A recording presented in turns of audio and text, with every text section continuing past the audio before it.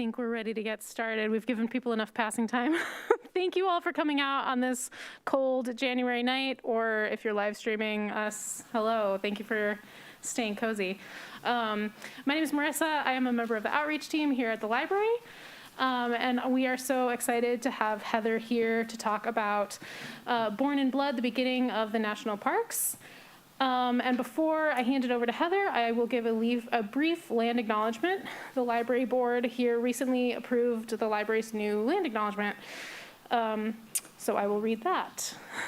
The Ann Arbor District Library acknowledges that it benefits from the colonization of Indigenous lands. The library pledges to support Indigenous peoples and culture through partnerships with and recognition of Anishinaabeg artists, writers, teachers, and performers. Please visit aadl.org/land for more information about this land acknowledgement. And with that, I will introduce Heather.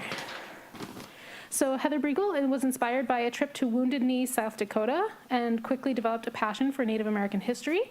Curiosity for her own heritage led her to Wisconsin, where she researched the history of the Native American tribes of that region. Heather is a graduate of Madonna University of Michigan and holds a Bachelor of Arts and a Master of Arts in U.S. History. She currently travels and lectures on Native American history, including policy and activism, and is a PhD student at UW Green Bay. So welcome, Heather.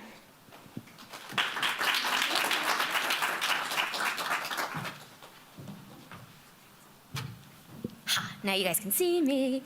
Okay, it's the problems of being short.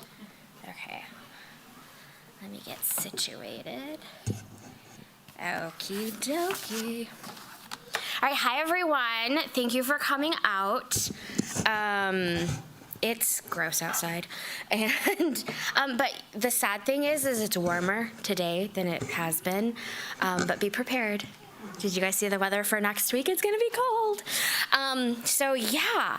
So thank you for coming out. Those at home, thank you for tuning in. Love that. I'm really excited to be here. This is my first talk of the year, so I'm a little rusty because I don't do a lot after the end of November. I usually take December off because November is very exhausting because it's Native American Heritage Month, so I might be a little rusty, so just give me a minute. But I'm excited that you guys are here tonight. We're gonna talk about the national parks, the meaning or how they got started. We're going to talk a little bit of law and policy as well. We're going to talk about a few of the national parks that I've picked out to kind of discuss their origins. This is in no way, shape, or form something to discourage you from going to the national parks. I don't want you to think that I think national parks are awful. They're not. I've been to a few myself. I have a few more on the agenda for this year. At the September, we're gonna go out west. My husband, myself, and my brother-in-law, we're gonna hit Yellowstone, Grand Teton. Wait, we're gonna go to Glacier, Grand Teton, Yellowstone, and then we're gonna scoot over to, I say scoot over, it's like a day drive, like 12 hours to Yosemite, and then we'll come back home. And I've been to a few. I enjoy the national parks. I think they're great. The purpose behind what I do is it's to make people think, right? When you're out walking on the land, or you're in a different area that you haven't been in before, my whole thing is to inspire thought and not discourage you from going. So please don't think I'm gonna say, don't go to national parks, they're bad places, because they're not bad places. But they didn't just become national parks overnight. There were things that happened that made them become national parks. And so that's what we're gonna talk about tonight. We're gonna talk about a little bit of the history of that. So. Just wanted to do a land acknowledgement. I live downtown Detroit. I work in Dearborn, and so I just want to acknowledge the Peoria, Ojibwe, Odawa, Potawatomi, Miami, Wyandot, and Fox nations.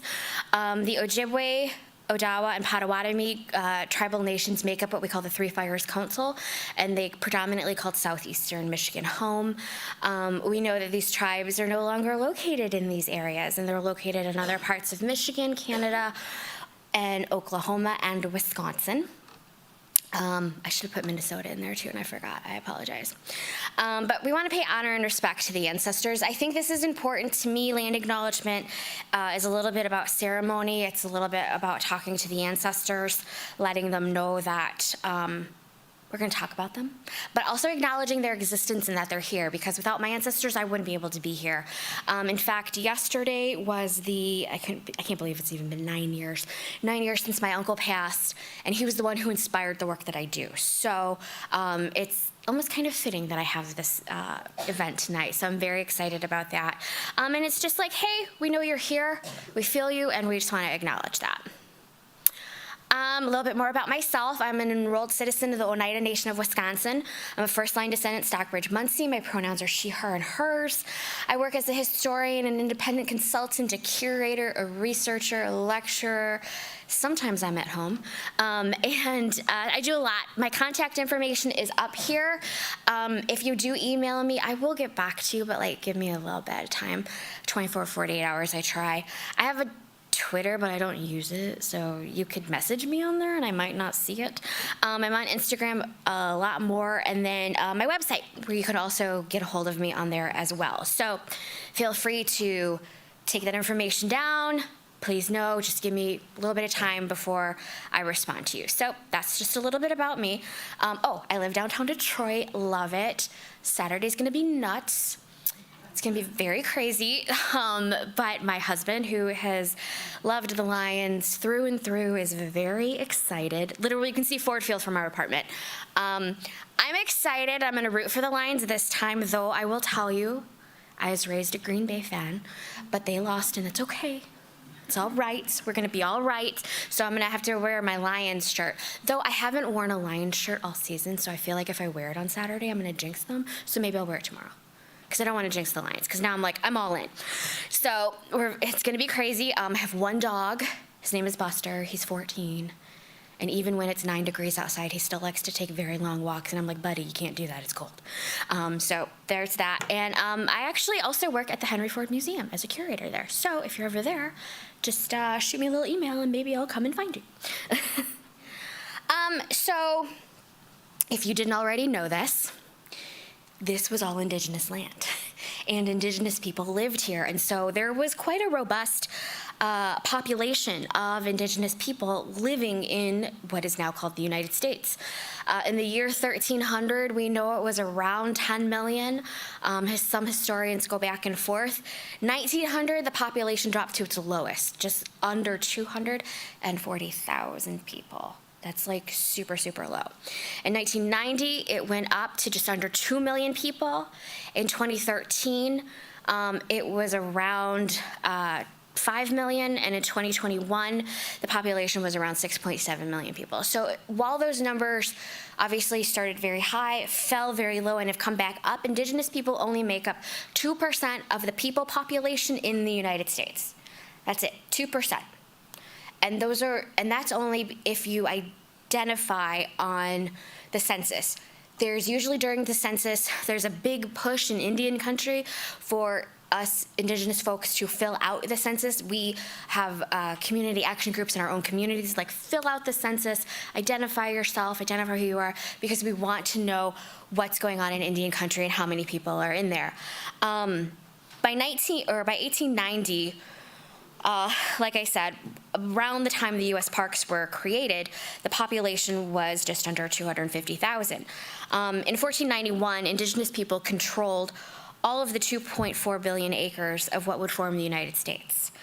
That number is now around 56 million acres, which is about 2% of the land population in the United States. So if you took all reservation land or anything deemed Indian land, it would all fit in the state of Idaho. That's it. Even Navajo Nation, which is the largest reservation in the United States, all of it together, we would only fit in the state of Idaho. 2.4 billion acres. That was all of ours. That was ours. In my opinion, it still is ours. And so that's really something to think about when we think about these vast land masses that create or are part of the national parks.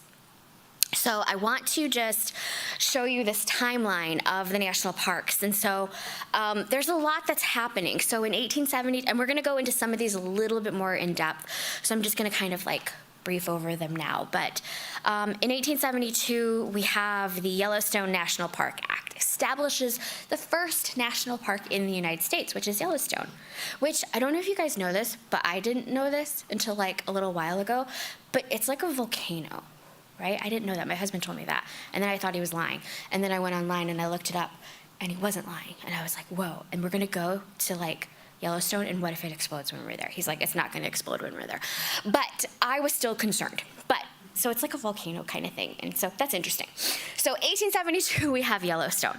1874, we have the first expedition into the Black Hills in South Dakota, led by Michigan's own George Armstrong Custer, who later meets his demise at the Battle of Little Bighorn. But what happens is gold is discovered in the Black Hills, and the Black Hills are then taken forcibly by the United States, and the Lakota people are forced out of the Black Hills. In 1876, we have the Battle of Little Bighorn, where Custer and the 7th Cavalry meet their demise because Custer thought 200 cavalry members could take on 2,000 Indigenous warriors, so there's a whole thing. Wasn't very smart militarily. I gave a talk about Custer once in Monroe, and it didn't go well. I mean, I thought it went well, but people were not happy about it. In 1879, you have Carlisle Indian Industrial School founded, and its first students arrive. Carlisle is one of the first and probably the most prominent boarding schools in the United States that housed Indigenous children. My great-grandparents were at Carlisle.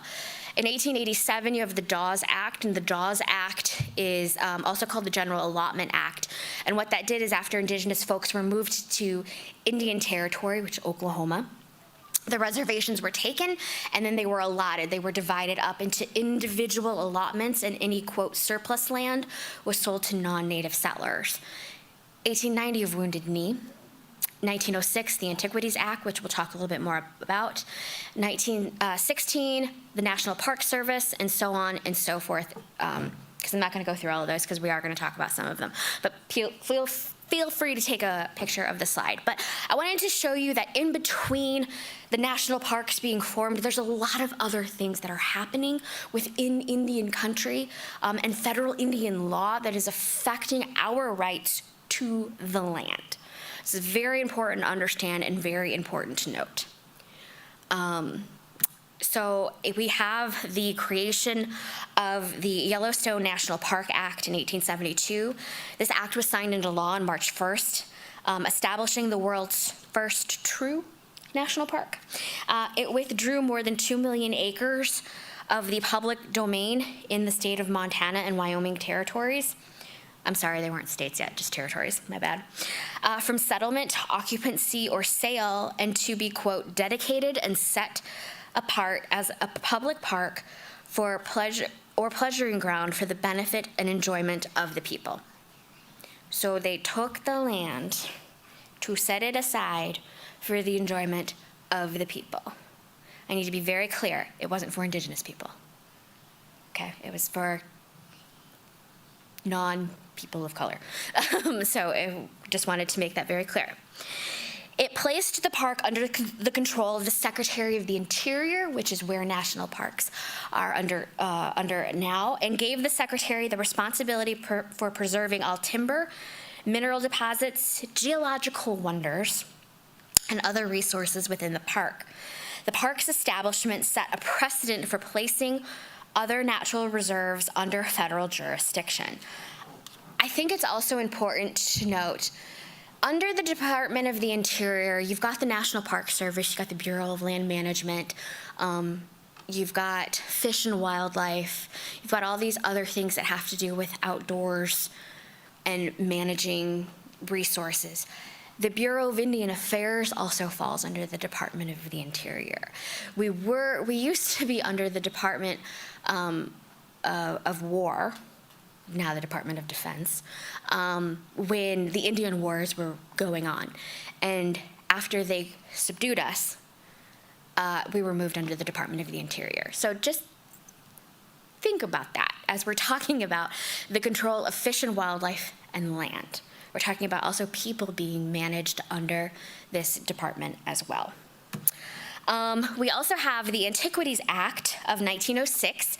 The Antiquities Act is an act that isn't used super often by presidents, but it is.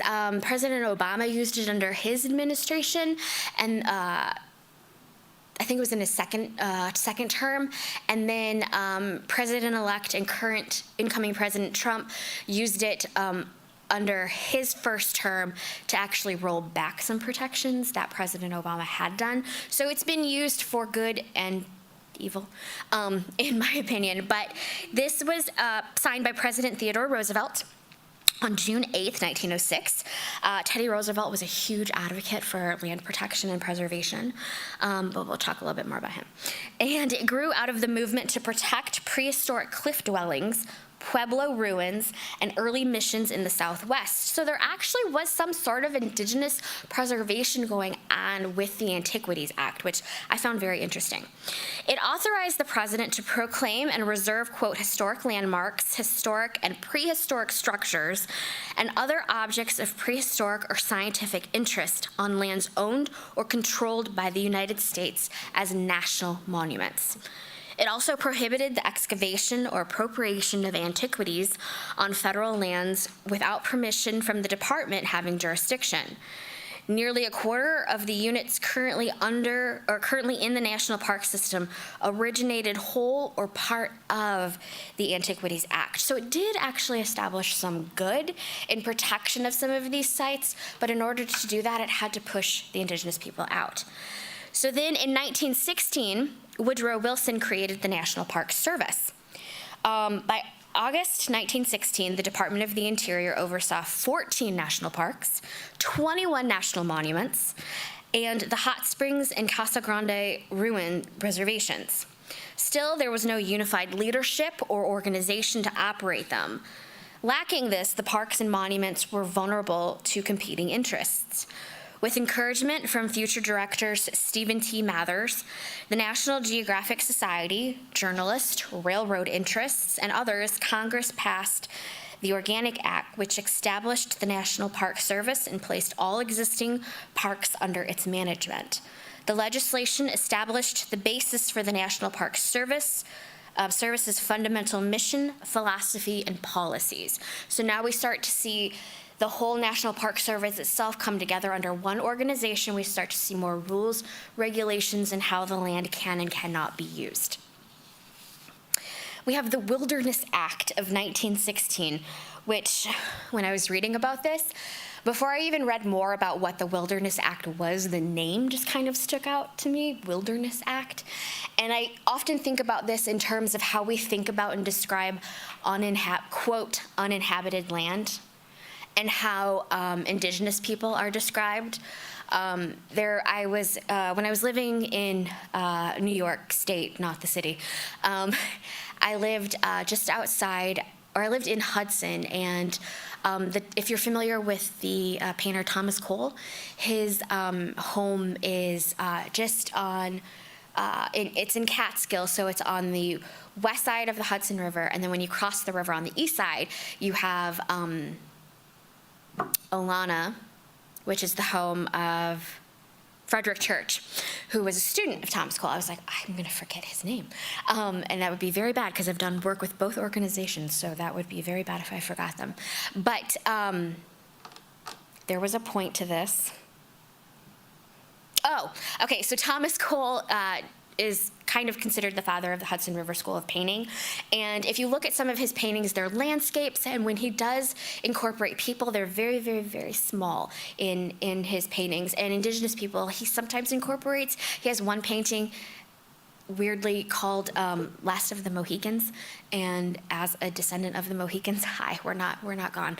And so he has them depicted very, very small. But the way, when you read, he kind of also is considered an environmentalist or a preservationist, but when you read his journals and the way he describes the land, he uses terms like wild, untamed, unkept, and when you look and see how Indigenous people have been described in history throughout people, those same terms apply. So when I see the name of the Wilderness Act, I'm thinking, are we talking about people, or are we talking about the land? So it's very interesting to think about. So there was a point in that whole weird roundabout story.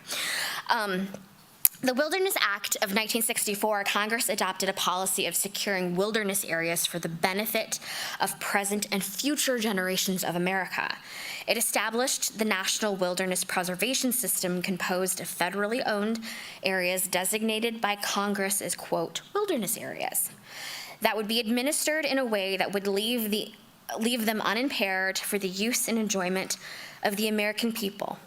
The legislation prompted the service to carefully examine all parklands that potentially qualified as wilderness areas and provided additional legal protection for park areas threatened with development. We also have the National Historic Preservation Act of 1966. The 1966 Act required that all historic parks be entered into the National Registry of Historic Places. So if you're ever going to a historic building and you see the little placard and it says, you know, National Registry, that's where this came from. The National Park Service and other federal agency measures affecting historic sites became subject to review by state historic preservation officers and the Advisory Council on Historic Preservation, a new federal agency established by the Act. So that was established in 1966. In 1968, we had something called the Indian Civil Rights Act that was signed, and that basically ensured that all Indigenous folks, everything that is guaranteed to you in the Bill of Rights was now guaranteed to us in the Bill of Rights, because the government wasn't quite sure how to classify us, because Indigenous people are not a race. We are political entities because we're citizens of sovereign nations. So it's like, does the Bill of Rights apply to them? Does it not apply to them? And so in that we had that. But what is also interesting is we have all of these other acts coming in the 60s, and at the end of the 60s, in 1968, we have the American Indian movement that's founded. And one of the main things that the American Indian movement was about was honoring treaty rights and securing what today we would call land back. And so it was really talking about the land that was lost, the land that was taken from Indigenous folks, and here we've got the federal government trying to find ways to preserve and protect the land that they have taken that is too precious to be developed, right? So I think that is really interesting in order to think about that in different ways. There were a couple of other acts. We had the Wild Scenic Rivers Act in 1968, which provided protection and preservation of free-flowing condition of selected rivers with outstanding scenic, recreational, geologic, fish and wildlife, historical or cultural values. I think that is really interesting. We also had the Endangered Species Act of 1973, which required federal agencies to ensure that their activities, authorized, funded, or executed, did not jeopardize the existence of any endangered or threatened species of plant animal. We also, in 1978, had the American Indian Religious Freedom Act that was signed by the late, great President Jimmy Carter. So what the 1978 American Religious Freedom Act did is it guaranteed us as Indigenous people the right to be able to not only practice our Indigenous religions that were outlawed in the 1800s, but it didn't matter if our religious sites fell within national parks, we still got access to them. So you've got the federal government passing all of these different laws to protect the land, and then in 1978, we are given the right to freely practice our religions, and that includes access to sites within the national parks. So that's all really interesting. All of these acts lead to something in 1990 called NAGPRA, which is the Native American Graves Protection and Repatriation Act. I work in the museum field, so I have that term memorized for a long time. So earlier legislation had expressly forbidden the excavation of Indian graves and the removal of human and ceremonial remains. However, that was still done. And a lot of those remains or funerary objects or objects of cultural significance ended up in museums where they didn't need to be. And I am someone who loves museums, but there are certain objects we don't need. There are certain items we don't need. And one of the things we don't need are the human remains of our ancestors sitting on shelves. And so that NAGPRA helped to combat that, and it also works closely with the National Park Service. So one thing that I want to talk about is the fact that the national parks in the United States, though they're beautiful, though they're stunning, I've been to Teddy Roosevelt National Park. That was probably one of the first, I think, national parks as an adult that I went to, and like I saw the bison like roaming free, and I was like, oh my God, this is so stunning. It's so beautiful, right? And little prairie dogs doing their little prairie dog things and making these cute little noises. They're stunning, but they're not telling a full story because the national parks in the United States are built on an illusion. Right? It's an illusion that doesn't exist. The opportunity to experience the continent before colonization spoiled it is something that the parks and landscape boast. But the untouched, quote, landscape was created by design. It wasn't natural. Indigenous people have a history in our national parks measured in the millennia from the beginning of time since Creator put us here. We were forcibly removed, and later treaty rights to traditional use, such as hunting and fishing, were erased, often without acknowledgement or compensation. Removal of Indigenous people from the parks gives the illusion that no one ever called these lands home, but we did. Indigenous rights in the national park present a dilemma. The lands were wrongfully taken. Recognition of rights owing to treaties and the existence of significant cultural and religious sites or traditional use is the most equitable resource. So that's something I want you to think about when you're going to the national parks, is what you're seeing, was it natural or was it created by design, right? There's a reason certain areas were carved out. There were reasons certain areas were left out, and I think that is really important. To understand the language and the laws that created the National Park Service, you have to have an understanding of federal Indian law and public lands. And federal Indian law is complicated. It is the most, I one time wanted to be a lawyer, and I took the LSAT twice and decided that was not for me. But it didn't stifle my love of policy and law, particularly my love of law and policy within Indian country, because it is so beautifully complex, we'll use that term, but you have to have an understanding of federal Indian law and how law regarding public lands plays into this. So much of this can be traced to one single decision by the Marshall Supreme Court in an opinion written by Chief Justice John Marshall, which is, the court case is Johnson v. McIntosh. So if you ever want to look into that, please do so. The opinion established that Indigenous people have incomplete titles to the land that they inhabit, and for generations. It was a title of occupancy only, and ultimately European discoverers had dominion over the land and the power to grant it away regardless of Indigenous occupancy. Indigenous title was also incomplete in that it was not freely alienable. The government had exclusive power to deal with the tribes and their land. Because of this, the group worked for two things to happen: the creation of the national parks and the Indian reservation system. So Johnson v. McIntosh opens the door for the national parks to be created and land to be taken away, and it opens the door for the reservation system to be created. About the same time Johnson v. McIntosh was written, Western artist George Catlin expressed the first articulation of the national park theme. Catlin was so impressed with what he saw on the Great Plains that he suggested some of it be set aside to preserve a snapshot of the American West in the early 19th century. He wanted to preserve the landscape and ultimately the people living on it. This vaguely gives off human zoo vibes and dehumanization of Indigenous people. In 1837, Washington Irving called for a preserve that was, quote, an immense belt of rocky mountains and volcanic plains several hundred miles in width, which must remain an irreclaimable wilderness intervening between the abodes of civilization and affording the last refuge of the Indian, end quote. Conspicuously absent from these observations is the idea that the buffalo, the elk, and the American Indian could coexist within white settlement. Henry David Thoreau, an influential writer, was the last to advocate national preserves, which included Native peoples. He was, quote, an admirer of Indian wisdom as it related to the landscape, myth and romanticizing the Indigenous person.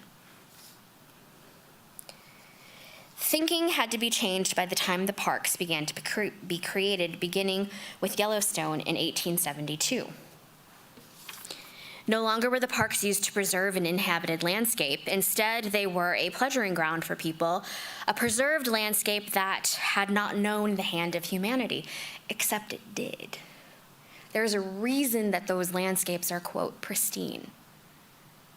There's a reason, and this is just really interesting. My heart absolutely breaks for what's going on in Los Angeles area right now. Absolutely breaks my heart. I have friends that are living out there. A dear friend of mine who is, she's Paiute and Chicano. She's living out there as well. One interesting fact, though, is before the settlers really came to California, the Indigenous people out there would practice controlled burns. So it would thin out the forests. It would preserve the land. It was controlled burns. As settlements started to happen, those were outlawed in the 1850s. By the federal government. And with the way the climate changes, I'm wondering, would the fires still happen? They probably would still happen. But would they be happening at the rate that they're happening if we had just continued to practice Indigenous stewardship of the land?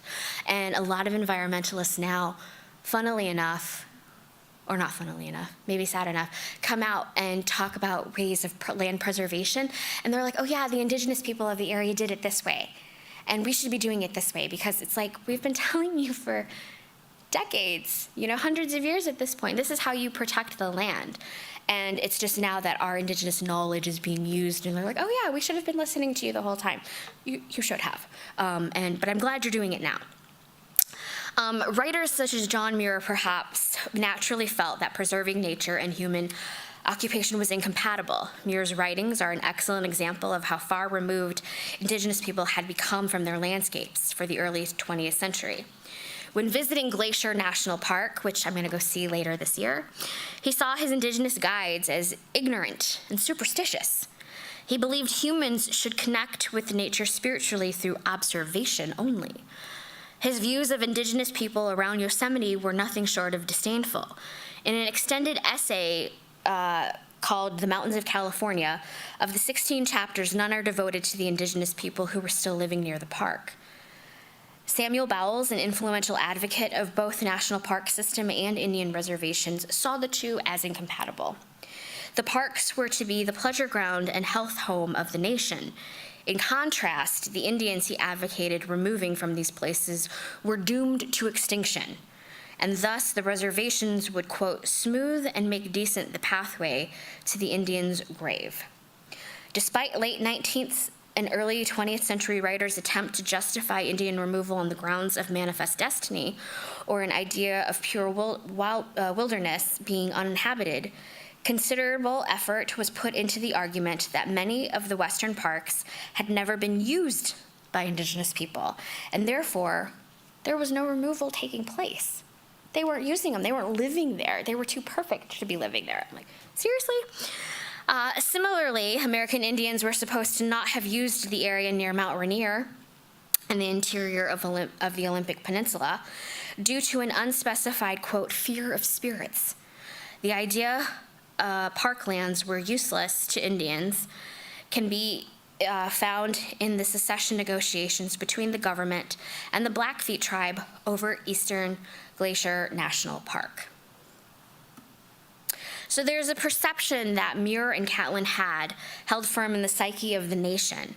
The shift in thinking depeopled the landscape, not with just removal from the lands, but also from the minds of the general public. In less than a century, conservation advocates had gone from viewing the Indian peoples inhabiting lands they wished to save as critical, even admirable, component to viewing Indian inhabitants as a blight on the landscape of true wilderness. So our mere existence was somehow polluting the land. There were increase in hostilities between settlers and Indigenous folks and the U.S. Army in the mid-1850s through the 1870s. This increase in hostilities may be because American westward expansion was accelerating. The goal was to populate the West with non-native settlers. There was no longer a place for the American Indian in its own land, even most remote reaches of the West, and Catlin's idea for a peopled national park was doomed. The depth of racism towards the American Indian during this period may be set in action by President Ulysses S. Grant. In 1874, 2 years after Yellowstone became a national park, Grant pocket vetoed a congressional bill outlawing bison killing. Grant would have seen the remnants of the bison herds hunted to extinction so long as the Western tribes would starve as a result. Given this context, it comes as no surprise that Indian tribes received no consideration when Yellowstone was created. The pocket veto of ban on bison killing is something that ripped at my heart, because we know that that's a major food source for many of the tribes out west. And across the country, there's a reason there is a Buffalo, New York, because the buffalo did go that far. And to see that even starvation was a way to try to get rid of the Indigenous person, it's unimaginable and it's unfathomable. So what I want to do now that we have this base level of understanding, is I want to talk about just some of the national parks, not all of them. And we're going to go a little bit out of order of the creation of the parks, because I think it's important to kind of, we're like setting up something and we're talking about people in different ways. So the first park that I want to talk to you about is Teddy Roosevelt National Park. I've been there. Anyone been to Teddy Roosevelt? Oh, you have? Nice. I went there by accident. And you're like, how did you go there by accident? So my husband and I, in 2016, it was right after I got my master's degree, we were driving out west to South Dakota for fun. And we stopped in Deadwood, which I did have fun in Deadwood, because it's a little kitschy historical town. And I got to see, like, Wild Bill Hickok's murder, because they reenact it, literally, like, no lie. And I was exhausted driving that day, so we stayed the day in Deadwood. And then we were like, well, let's just drive up and we'll hit Teddy Roosevelt. Or no, we weren't going to Teddy Roosevelt at first. Anyways, I don't remember. But we ended up somehow at Teddy Roosevelt.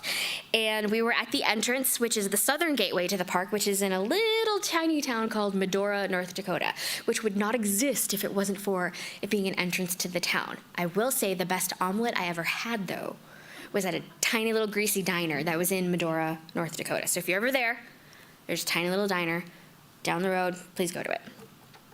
Medora was named after the wife of the Marquis de Moors.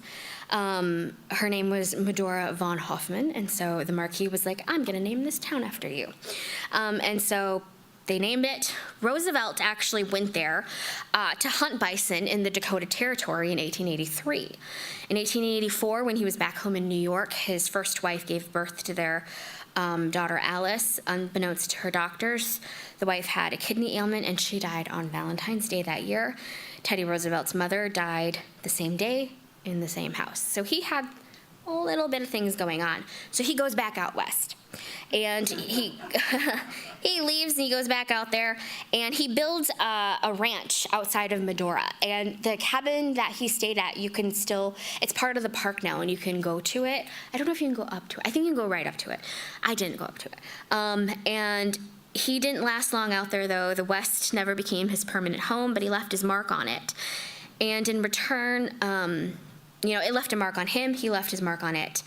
He was familiar with the indigenous people living in the area, and he said, quote, "The most vicious cowboy has more moral principle than the average Indian." He also said the only good Indian is a dead Indian. So it's like, yeah, okay. And he's also on Mount Rushmore, so there's a whole lot we could go into about that. In 1886, he gave a speech during which he famously declared, quote, "I don't go as far as to think that the only good Indians are dead Indians, but I believe 9 out of every 10 are.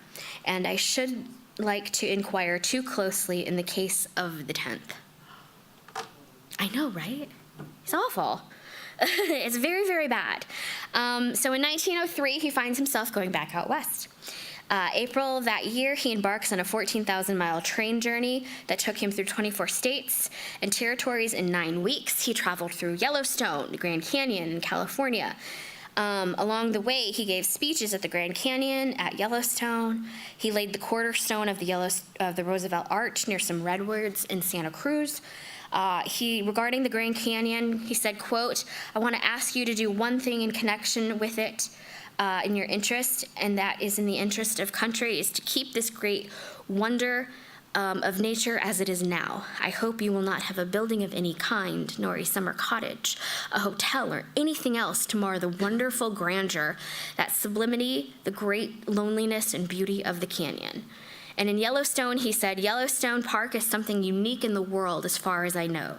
The scheme of its preservation is noteworthy in its essential democracy. This park was created and is now administered for the benefit and enjoyment of the people." During his time in office, he created 150 national forests, 18 national monuments, 5 national parks, 4 national game preserves, and 51 bird reservations. So he liked nature, but he didn't like my ancestors. So we got beef. I got beef with him. Yellowstone, which I am going to later this year, is our and the world's first national park, and it was created by President U.S. Grant in 1872, just about 100 years after the creation of the United States and after the fight to keep our union together. The early date makes Yellowstone unique as it predates the last armed conflicts between indigenous people and the military in the American West. In 1869, the first official expedition of the region was done, and in 1871, there was an expedition that was sponsored by the federal government and produced professional sketches and photos.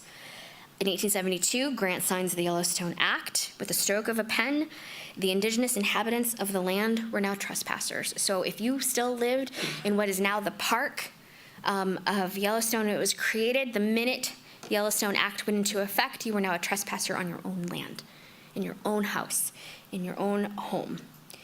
Yellowstone received national attention in 1877 when the Nez Perce, led by Chief Joseph, crossed the park, pursued by 200 soldiers. They hoped to reach Canada after having been removed from their homelands. The Nez Perce tried to avoid the white settlers on their way. However, they were attacked in August of 1877 by the command of Colonel John Gibbons, who was at the Battle of Little Bighorn. They made their way towards the Nez Perce camp, killing a man during their advance, and they began to fire into the teepees, killing sleeping men, women, and children. The Nez Perce fought back and defended themselves well, and they lost about 60 people. There was a lot of other violence that happened within the national park as people were passing through, indigenous folks were passing through, they were coming in to practice their fishing and hunting rights, and they would be met with violence from the federal government. Glacier National Park, which I am going to later this year as well. The original Blackfeet Reservation covered 2/3 of that part of the state of Montana, east of the Continental Divide. The Rockies were viewed as their spiritual and physical homelands. As disease and decimation of the bison weakened the Blackfeet, their reservation, like many others, was reduced in size. By 1888, it consisted of the current reservation plus the eastern half of modern Glacier National Park. The government suspected the region's mountains contained mineral wealth. In 1895, the United States States dispatched 3 commissioners led by George Bird Grinnell to negotiate the purchase of the mountains on the western side of the reservation.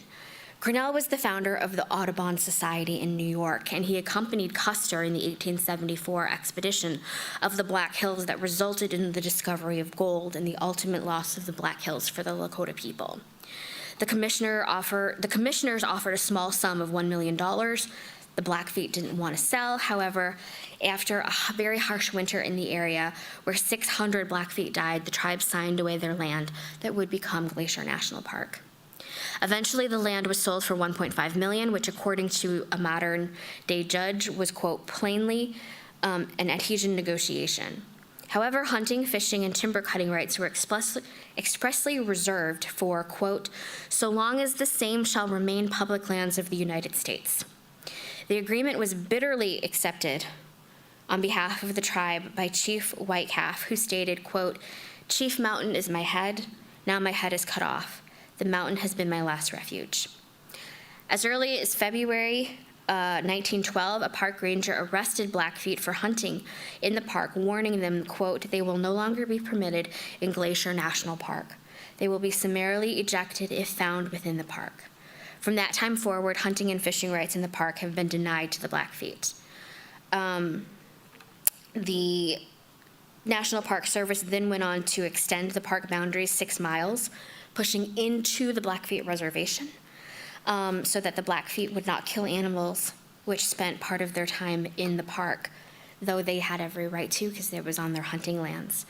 At the same time, the Park Service was denying Blackfeet treaty rights. Hotel entrepreneur Lewis Hill, owner of the Great Northern Railroad, began employing Blackfeet as hosts in his hotel. These, quote, Glacier Park Indians were widely used by tourism industry and the Park Service to promote the park. Very interesting when we think about this. Sequoia National Park is the second oldest park in the United States. It's located in California, and it is home to the Western Mono Indigenous people. So I just want to quickly go through a couple more. We've got Mount Rainier National Park, located in Washington State, home to the Walla Walla and the Paiute people. It's beautiful. I have been to that one. It's so stunning. But when I'm thinking about it, it's really thinking about who was here before me. So what I want you to do is I want you to think about this. Land use itself is changing within the parks to some degree. For instance, the Park Service has made it easier for Indigenous people to harvest plants for traditional purposes, though typically they must first submit a written request. And some parks allow us to hunt or trap within their borders. When the first national parks were created at the end of the 19th century, only about 250,000 Native people were still left in the U.S. Now there's more than 6 million of us throughout the country. Native people need permanent, unencumbered access to our homelands to strengthen us and our communities and to undo some of the damage of the preceding centuries. Preserving these sublime places for future generations is essential, something Indigenous people understand, I would say probably deeply than anybody else. But putting aside for a moment the interests of Indigenous people, and notwithstanding the hard work and goodwill of many park employees, the parks show worrying signs of mismanagement. Parks have existed for 149 years and have done a decent job preserving the past, but it's unclear whether today's model of care and custodianship best meets the needs of the land, Indigenous people, or the general public. Placing these lands under a collective Native control would be suitable for both Indigenous people and for the parks. There is precedent for this kind of transfer. The Indigenous peoples of Australia and New Zealand now control some of the country's most significant natural landmarks. So the National Park Service has started working on a co-management system, including Indigenous peoples in the co-management of the national parks. However, I would argue that we should be able to not just have co-management, but have complete management of the national parks, because they will be around for a long time.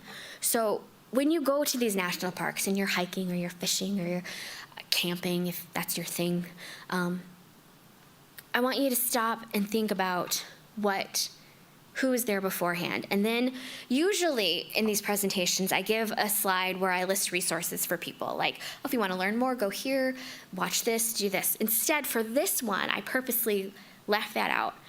And I left you with a question.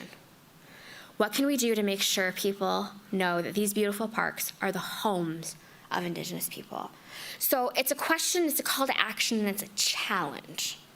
Because while I want you to go to the national parks, I want you to enjoy the outdoors, because it's fun, right? It's super fun to go hiking. You know, I've gone hiking through the Black Hills, I've gone hiking through the Badlands. That was interesting, because I was like, oh my God, the Badlands. It's also understanding, instead of co-management, how can we put the lands back into the hands of Indigenous people? It can be done. It's being done in other countries. It's not being done here. But also, when you're in these parks, what is your responsibility as someone who frequents and maybe stewards the parks in some way, shape, or form to make sure that other people know that this is, has been, and always will be Indigenous land? So that is my challenge to you. I want you to take this question home, and I want you to think on it, and I want you to meditate on it, and then I want you to put it into action in any way that you can. So with that, I'm going to take a drink of water. And if you guys have any questions, we have time for a couple of questions. Please feel free to raise your hand. You can ask about this. You can ask about other Indigenous topics. Whatever. If I don't know the answer to something, I'm going to tell you I don't know, but I'm going to look it up. So, and if I forget, thank you so much for coming out tonight. I really appreciate it. And I always love coming here because it's just super fun. So thank you. Thank you, Heather. And we are live streaming this, and just to make sure that everybody can hear it, I have a microphone. I'll walk it around, so raise those hands high. I saw one here first. So this isn't like a question, it's more of like a statement. Totally. So in my English class, I'm in 9th grade, we're reading the book, the novel, The Absolutely True Diary of a Part-Time Indian. And we are like analyzing the book and taking quotes from sources. And one of the sources that I read was someone, quote, said, kill the Indian in the man and save the man. Mm-hmm. So I thought to myself, this is how people are thinking. Mm-hmm. And it said that this is how the U.S. is thinking about Indians, mm-hmm. and how they're rabid. And I'm just like, this is crazy. And as a person of 3 races, it's like very disturbing to hear people talk about it just like that. Mm-hmm. And it's very upsetting to every culture, race, whatever. Yeah, no, absolutely. So kill the Indian, save the man. That was said by Richard Henry Pratt, who's the founder of Carlisle Indian Industrial School. That is the motto, was the motto, maybe still is the motto, I would argue maybe it still is, of the United States when it came to assimilation into mainstream culture. And as a reminder, my great-grandparents went to Carlisle. So yeah, thank you for sharing that. I appreciate that. And I appreciate that that's sticking with you and that you're thinking on that. Appreciate that. I know we're super short on time, so I'm going to take this one, and then we'll have to call it a night. Heather, did I understand you to say that within Glacier National Park there is a reservation? It's outside of Glacier. Outside. Glacier moved into the reservation, and they took 6 more miles of land after the park was finally finished. Yeah. And then they were denied the treaty that they were... They were denied their rights to be able to do their thing. Yeah. Mm-hmm. Mm-hmm.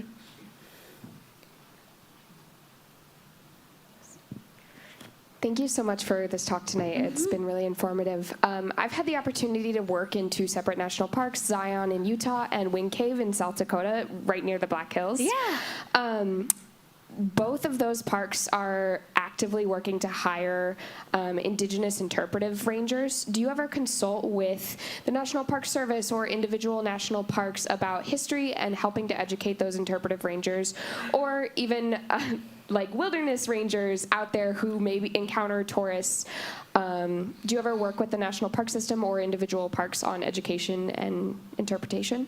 I have not worked at the national park level. I have done some stuff with some state parks, particularly in New York, but not at the national park level. I do know that there is some big stuff going on, right? There is some shaking up happening, and that is really, really good. I think isn't the superintendent of the park system Indigenous? Yes. So we've got that going on, and I know in particular areas where it is where the Indigenous history is very much more heightened than others. So let's say Mount Rushmore or things like that. There is an effort to have Indigenous guides there so they can talk about the Indigenous history. I think like Little Bighorn has several that talk about that. Don't go there in the middle of summer, it's so hot. But it's, so there is some effort being through, but just at the state level, I've done some work, not at the national park. I would like to do some work at the national park level with a couple of different things, but just at the state level, so. Thank you guys so much for coming. It's a little warmer out there, so the roads aren't so bad, but please be careful when you're driving home, and who knows, maybe I'll see you again. Thank you so much.